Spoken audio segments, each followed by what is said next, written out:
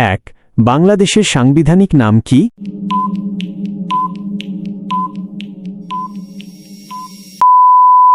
উত্তর হল খ গণপ্রজাতন্ত্রী বাংলাদেশ।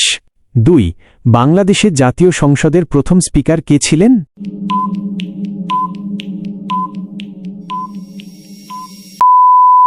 উত্তর কি হবে কমেন্ট করুন।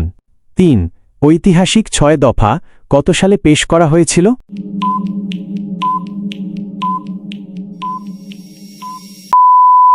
উত্তর হল খ ১৯৬৬।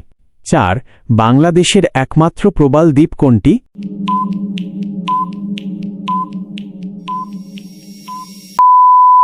উত্তর হল ক সেন্ট মার্টিন। ৫ জাতীয় স্মৃতিসৌধের স্থপতি কে?